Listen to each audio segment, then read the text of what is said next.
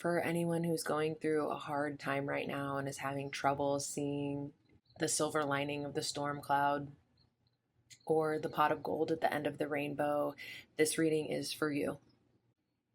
The cards today are once again speaking of the power of hope as a tool for healing. The power of hope, belief, faith, the power of your thoughts, your ability to manifest and make things grow, the power to create a future reality that is happy, harmonious, and fulfilling.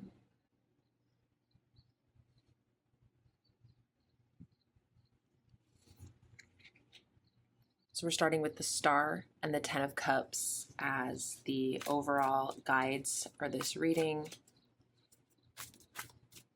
And I'm now shuffling the Garbage Pail Kids tarot deck in order to get some more specifics.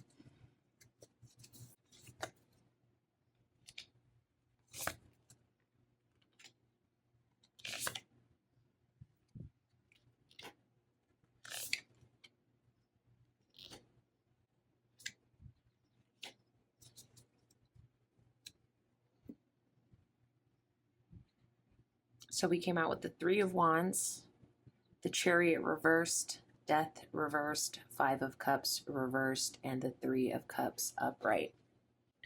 Right off the bat, I'm seeing the bookends, the Three of Wands and the Three of Cups is telling me that you have the capacity to find spiritual and emotional alignment, and you can utilize that alignment to point you in the direction of fulfillment. Now, with the Chariot reversed, you might not be doing that currently. You might be stuck in the mud of a fear, hesitation, uncertainty. You're facing a really scary transformation. You don't know how it's going to turn out. And even the strongest of us are going to struggle with that. No one expects you to wake up every day happy and hopeful when you're facing a scary and uncertain future. Okay, so these readings that I'm doing that center around hope, the most important thing that you can remember is that I'm telling you hope is a tool. What I mean by that is that it's something that you can develop and hone and use to get where you want to be, to get into a better mindset. You might have to fake it till you make it. I think anyone in a dire situation is going to have to fake it till they make it. That's what I'm saying. I think if you were facing a dire situation and you woke up every morning thinking, tra la la la la, everything's going to work out fine and there's no need for concern, I think you would be living in delusion. So I'm not asking you to live in delusion. You know, these circumstances that are causing you fear and uncertainty, they're real. So I want to acknowledge that first. You know, the fear is real. The loss is real. You do have to grieve. You do have to prepare. But on the other side of that, or the flip side of that, as I've said before, is that if you get bogged down in that, you're impeding your healing.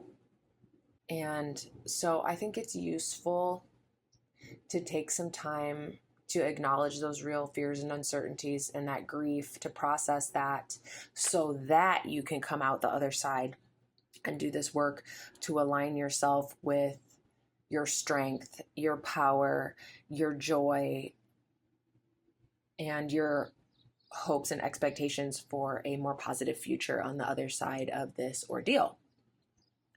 Because that's how you're going to get there. You're going to take one step at a time, one day at a time.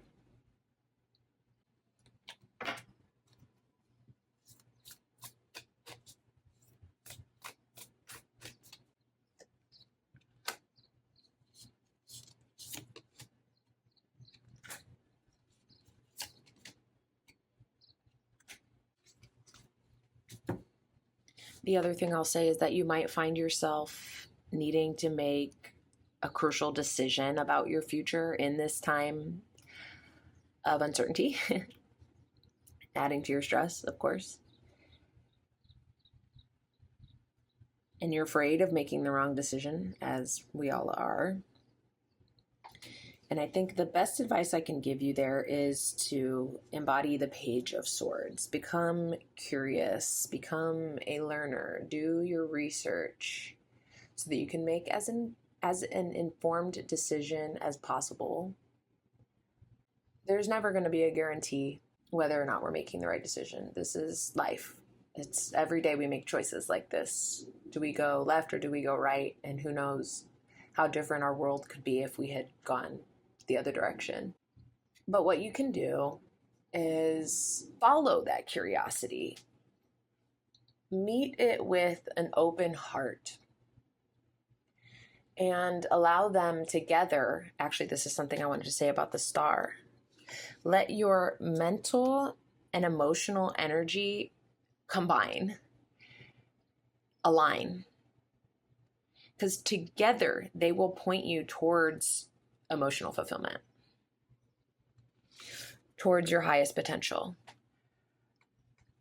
towards some kind of new opportunity that can come from this dark situation. Things might not be looking right now the way that you thought they were going to look, but that's okay. That's life. Even with uncertainty comes, well, and especially with uncertainty comes new possibilities. And how many cliches can I share during this reading? But when one door closes, another one opens. And when we grieve our losses and fully process them, that's when we can start seeing what's on the other side, what joy lies ahead for us on the other side. So the decision doesn't have to be made right now. We want to collect information, do our homework, and that way when the right moment comes to take that left turn, we'll know. Our heart will speak to us. And we can let go of the fear that we're doing the wrong thing. When we're acting in alignment, we don't have to know exactly what the future holds. We just have to know that our heart and our mind are together on this.